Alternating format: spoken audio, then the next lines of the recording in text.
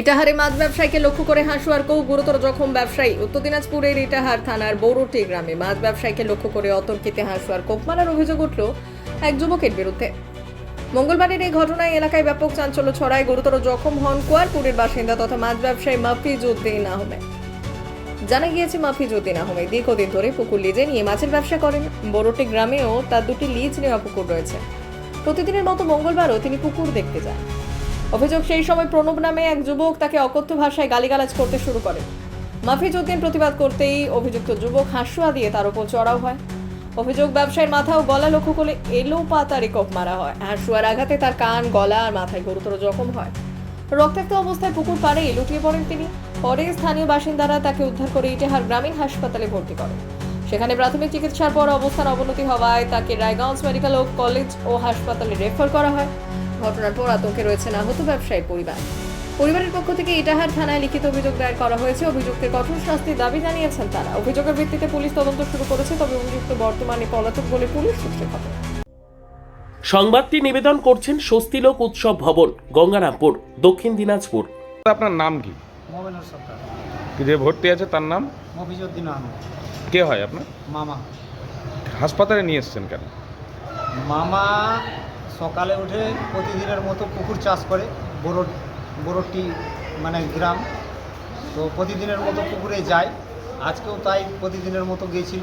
এবার পুকুরে যাওয়ার পরে একটা পুকুর থেকে আর একটা পুকুর, মানে দুটো পুকুর নেওয়া আছে। এবার এই পুকুর থেকে আর একটা অন্য পুকুরে যাচ্ছিল। এবার যাওয়ার পথে আচমকা সেই ব্যক্তি এসে পিছন থেকে হাঁসুয়ার কোপ মেরে দেয়। কে মেরেছে এটা? কনক ঘোষ। ওখানেই বাড়ি? হ্যাঁ, ওখানেই বাড়ি। কেন মারলো কেন, কি মনে হচ্ছে? তা বলতে পারছি না। আচমকা এসে উনি একবারে দুইবার হাঁসুয়ার চোখ মেরে দিয়েছে। কোথায় মেরেছে? কোপটা কোথায় পড়েছে? কানে মেরেছে, কানটা অর্ধেক কেটে গেছে। আর এই পার্শ্বে দুইবার মেরেছে, মানে টার্গেট ছিল মেরে ফেলা, কিন্তু পারেনি আর কি। আগেও কি এরকম হুমকি টুমকি দিয়েছে কোথাও? না, আগে কোনো হুমকি টুমকি দেয়নি। হঠাৎ আজকে এরকম? আজকে হঠাৎ এরকম। তো ওরও বাড়ি কি ওখানেই? না, মামার বাড়ি হচ্ছে কুয়ারপুর। আর গেছিল পুকুর দেখতে? হ্যাঁ, পুকুর দেখতে প্রতিদিনই যায়, সকালে সন্ধ্যায় প্রতিদিনই যায়। কিন্তু আজকে আচমকা হঠাৎ করে কিভাবে আক্রমণ করে দিয়েছে, মানে মামাও বলতে পারছে না। তারপর কি কোথায় লেগেছে? কানে লেগেছে, কানটা অর্ধেক কেটে গেছে, আর কানের নিচে দুই জায়গায় লেগেছে। তো আমাদের মনে হচ্ছে ওদের যা পরিকল্পনা ছিল তাতে মামাকে মেরে ফেলার একটা পরিকল্পনা ছিল। তো দিনে দুপুরে এরকম ব্যাপার? দিনে দুপুরে এরকম হলে তো আমরা রাস্তাঘাটায় মানে চলাফেরা করতেও আমাদের ভয় লাগছে। একটা আমরা আতঙ্কের পরিবেশে বসবাস করছি। কি বলবেন? পুলিশ প্রশাসন কি? পুলিশ প্রশাসন সরজমিনে গিয়ে তদন্ত করুক, আমাদের পুলিশের প্রতি আস্থা আছে। আপনার আমরা থানায় এখন যাব, এফআইআর করবো।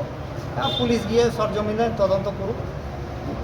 হ্যাঁ, এরকম অপ্রীতিকর ঘটনা আগে আর কোনোদিন ঘটেনি, প্রথম হলো। হ্যাঁ, প্রথম ঘটেছে। সর্বোত্তম সুযোগ সুবিধে রয়েছে আতিথেয়তায়। সুপরিচিত স্বস্তিলোক উৎসব ভবন, অতিথিদের যে কোনো অনুষ্ঠানের জন্য উপযুক্ত ওয়ান স্টপ ডেস্টিনেশন। আমরা আপনার বিশেষ অনুষ্ঠানটিকে অবিস্মরণীয় করে তুলি। স্বস্তিলোক উৎসব ভবন, শিববাড়ি রোড, গঙ্গারামপুর, দক্ষিণ দিনাজপুর। বিশেষ প্রতিবেদন, উত্তর বাংলার সংবাদ।